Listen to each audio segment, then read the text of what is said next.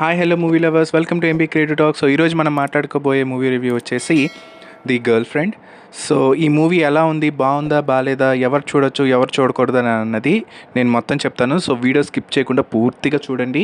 And also నా వీడియోని like చేయండి, షేర్ చేయండి, అండ్ నా ఛానల్ని సబ్స్క్రైబ్ చేయడం మర్చిపోవద్దు. ఎందుకంటే ఇందులో మీకు యూస్ఫుల్ కంటెంట్ పెడుతున్నాను, హెల్త్ ఫ్యాక్ట్స్, అట్లాగే ఎంటర్టైన్మెంట్ మూవీ రివ్యూస్ కూడా నా ఒపీనియన్తో మీకు షేర్ చేస్తున్నాను. కాబట్టి రెండు ఉపయోగమైనవి. కాబట్టి నా నా ఛానల్ని మీరు సపోర్ట్ చేస్తారని నేను ఆశిస్తున్నాను. సో ఇప్పుడు మనం మూవీ రివ్యూలోకి వెళ్ళిపోదాం. సో మూవీ రివ్యూలో వచ్చేసి ది గర్ల్ ఫ్రెండ్, అండ్ దీంట్లో యాక్టర్స్ వచ్చేసి రష్మిక మండానా, దీక్షిత్ శెట్టి, అను ఇమ్మాన్యుల్, రోహిణి, రావ్ రమేష్ అండ్ రాహుల్ రవీంద్రన్.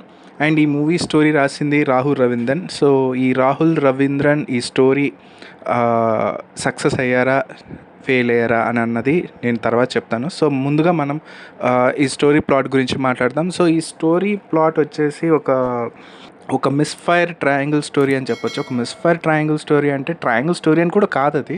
సో మనకి చూపించడం ట్రయాంగిల్ స్టోరీ అని చెప్తారు, కానీ ట్రయాంగిల్ స్టోరీ అయితే కాదు. అండ్ ఇందులో చెప్పాలి అంటే హీరోయిన్ క్యారెక్టర్ మన Rashmika and Anu Emmanuel and Deekshith Shetty. So వీళ్ళు ముగ్గురు స్టోరీ మీద ఉంటుంది. అండ్ ఎక్కువగా మనకి రష్మికను అండ్ దీక్షిత్ శెట్టి వీళ్ళ మీద నడుస్తుంది. అండ్ రావ్ రమేష్ ఏంటి వచ్చేసి రష్మికకి ఫాదర్గా, అండ్ హీరోకి ఏమొచ్చేసి రోహిణి మదర్గా చేశారు. అండ్ రాహుల్ రవీంద్రన్ ఒక యూనివర్సిటీకి హెచ్ఓడిగా చేశారు. యాక్చువల్లీ ఇదంతా ఒక కాలేజ్ బ్యాక్డ్రాప్ స్టోరీ అని చెప్పొచ్చు. సో ఇందులో మనకి ఎలా ఉంటుందంటే ఒక టాక్సిక్ బాయ్ ఫ్రెండ్, అట్లాగే ఒక ట్రెడిషనల్ అమ్మాయి, అండ్ ఆల్సో ఒక ఓపెన్ బోల్డ్ క్యారెక్టర్ చేసినటువంటి ఇంకో క్యారెక్టర్, అది అను ఇమ్మాన్యుల్ చేశారు. సో ఇవన్నీ ఉంటుందన్నమాట. సో సింపుల్గా చెప్పాలి అంటే అను ఇమ్మాన్యుల్ ఏమొచ్చేసి హీరోకి ఇష్టపడుతుంది, హీరో ఏమొచ్చేసి రష్మిక మండాని ఇష్టపడతాడు. సో రష్మిక మండాన స్టోరీ వచ్చేసి ఒక ట్రెడిషనల్, ఒక మోరల్స్ ఉన్నటువంటి క్యారెక్టర్. అండ్ దీక్షిత్ శెట్టి ఏంటంటే ఒక మేల్ డొమినేటెడ్ టాక్సిక్ క్యారెక్టర్ అనమాట. సో ఇది క్యారెక్టర్ అని నడుస్తుంది. ఇందులో ఎవరు బాగా పెర్ఫామ్ చేశారు అంటే రష్మిక బాగా చేశారని చెప్పొచ్చు. బట్ కొంచెం ఆర్టిఫిషియల్గా అనిపించిన కొన్ని సీన్స్ ఉన్నాయి అందులో. అంటే హీరో హీరోయిన్ మధ్య కొన్ని ఆర్టిఫిషియల్ సీన్స్ ఉన్నాయి. అంటే హాస్టల్స్లో బాయ్స్ కూడా రావచ్చు, వెళ్తున్నారు అనే కొన్ని సీన్స్ చూపిస్తారు. హీరో వెళ్ళి హీరోయిన్తో మాట్లాడటం, అది కూడా లేడీస్ హాస్టల్లో. సో అట్లా అయితే బయట ఎక్కడ అలా ఉండదు. బట్ అది ఒక ఆర్టిఫిషియల్ అనిపించింది. సో అండ్ రాహుల్ రవీంద్రన్ హెచ్ఓడిగా చేశారు అందులో. సో ఆ క్యారెక్టర్ గురించి తర్వాత మాట్లాడదాం. ఇప్పుడు ఈ క్యారెక్టర్ దగ్గరికి వస్తే, అండ్ అను ఇమ్మాన్యుల్ ఏంటంటే ఇందులో హీరోయిన్, దీనికి హీరో మీద కొంచెం ఇష్టం ఉంటుంది, ఒక క్రష్ ఉంటుంది. But it's kind of a crush, love అని మనం చెప్పలేము. అండ్ అంటే రియలిస్టిక్గా నాకు కొన్ని ఆర్టిఫిషియల్గా అనిపించాయి. సో కాలేజ్ బ్యాక్డ్రాప్ కాబట్టి నాకైతే కాలేజ్ ఫీల్ అనేది నాకు అనిపించలేదు. సో రియలిస్టిక్గా అనిపించలేదు, అన్నీ ఆర్టిఫిషియల్గా అనిపించింది సీన్స్ కూడా. అండ్ ఇందులో దాదాపు డైలాగ్స్ కంటే ఎక్కువ సీన్స్ మీదే, ఎక్స్ప్రెషన్స్ మీదే దీని మీద చాలా ఫోకస్ చేశారు. అంటే సీన్స్ బట్టి చెప్పాలనుకున్నాడు రాహుల్ రవీంద్రన్. బట్ చాలా స్కోప్ ఉన్న క్యారెక్టర్స్. అంటే నేను ఈ మూవీ చూసిన దాని తర్వాత బాగా డిసప్పాయింట్ అయ్యాను, ఎందుకంటే చాలా క్యారెక్టర్స్కి చాలా స్కోప్ ఉంది.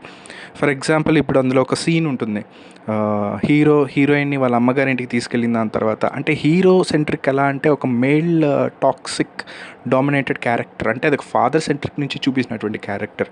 అందులో వాళ్ళ మదర్ రోహిణి గారు ఎవరైతే చేశారో ఆవిడ ఎంత నలిగిపోయారు అని అన్నది కేవలం ఎక్స్ప్రెషన్స్తో చూపించడం, అది నాకు ఎక్కడో డిసప్పాయింట్ అనిపించింది. ఎందుకంటే ఆవిడకి మాట్లాడే స్కోప్ ఉంది, హీరోయిన్తో ఒంటరిగా కూర్చొని మాట్లాడే అంత టైం ఉన్నప్పుడు ఆవిడ ఎక్స్ప్రెస్ చేయొచ్చు. ఆవిడ ఎందుకు నలిగిపోయి ఎందుకు ఇలా ఉన్నారు, ఎవరి కోసం ఉన్నారు, తన కొడుకు మీద ప్రేమ ఉంది. And at the same time ఒక హౌస్ వైఫ్గా ఆవిడెంత ఇదయ్యారు చెప్పడానికి చాలా స్కోప్ ఉంటుంది. బట్ అదంతా కేవలం ఏదో చిన్నపిల్లలాగా నవ్వేసుకుంటూ, అంటే ఆ ఇన్నోసెన్స్ని చూపించారు. నాకు అది నచ్చలేదు అస్సలు, అది చాలా డిసప్పాయింట్ అని అనిపించింది. అండ్ ఆర్టిఫిషియల్గా హాస్టల్స్లో వెళ్ళి రావడం. And at the same time Rahul Ravindran ఒక డైలాగ్ ఉంటుంది యాజ్ ఎ హెచ్ఓడి, ఏంటి మన రావు రమేష్ గారు వచ్చేసి చెప్తారనమాట, ఏంటండి హాస్టల్స్లో ఎవరెవరో వెళ్తున్నారు మీరు చూడరా అది ఇది అని. ఆ అడల్ట్స్కి మేము ఫ్రీగా అంటే అడల్ట్స్ ఫ్రీ ఏంటంటే నాకు చాలా చండాలం అనిపించింది. అదే వరస్ట్ రైటింగ్ పార్ట్ అనిపించింది. ఎందుకంటే ఇప్పుడు మనం హాస్టల్స్లో జాయిన్ చేస్తున్నారని అన్నప్పుడు వాళ్ళు ముందుగానే చెప్పాలి, ఇప్పుడు కో లివింగ్గా ఎవరైనా ఉండొచ్చండి, ఇలా ఉండొచ్చండి, ఇందులో బాయ్స్ వెళ్ళొచ్చు, గర్ల్స్ వెళ్ళొచ్చు, సో మీకు ఇది ఇలా ఉంది, సో మీకు ఇష్టం ఉంటే జాయిన్ చేయొచ్చు, లేకపోతే లేదు అని చెప్పాలి. లేదా మేము సపరేట్గా గర్ల్స్ హాస్టల్ సపరేట్ ఉంటుందండి, బాయ్స్ హాస్టల్ సపరేట్ ఉంటుందండి, వాళ్ళు వీళ్ళు వెళ్ళడానికి జరగదు అని చెప్పి అలా చెప్తారు కాబట్టే జాయిన్ అవుతారు. And at the same time warden ఉండాలి, అందరూ ఉండాలి.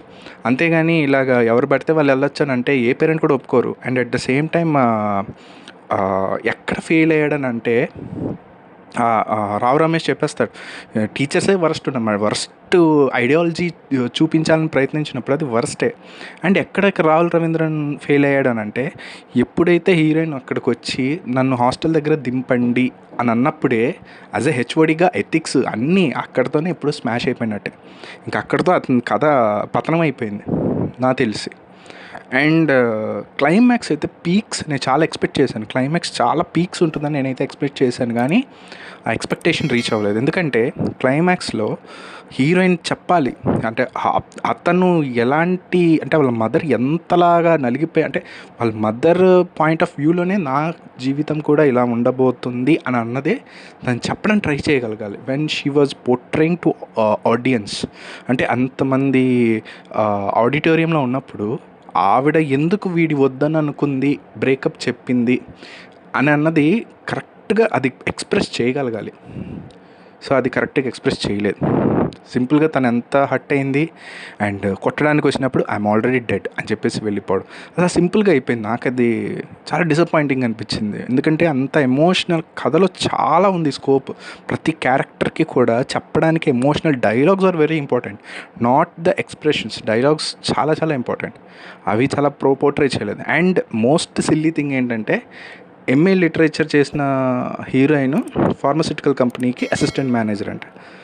అంటే ఇది కామెడీ కాకపోతే లిటరేచర్ వాళ్ళు ఒక ఫార్మస్యూటికల్ కంపెనీకి అసిస్టెంట్ మేనేజర్గా చేస్తారా అండి? మరి ఫార్మసీ వాళ్ళు వీళ్ళందరూ ఏమైపోవాలి? That's a very very wrong. BSc chemistry చేసిన వాళ్ళు కానీ ఫార్మసీ చేసిన వాళ్ళు కానీ ఏమైపోవాలి వీళ్ళు? చాలా అసలు స్టూపిడ్, ఏదో తీసుకెళ్ళాలి చేసామని అన్నట్టుంది. బట్ రియలిస్టిక్గా రాస్తే బాగుంటుంది. ఎందుకంటే నేను I'm the big fan of Rahul Ravindran writings. Like Chilasow అలాంటివి చూస్తే చాలా బాగుంటాయి ఆ రైటింగ్స్లో. చిలసవ్లో ఒక ఉమెన్ సెంట్రిక్ రాసినటువంటి డైరెక్టరా ఈ ఫిలిం రాశాడని అనిపించింది.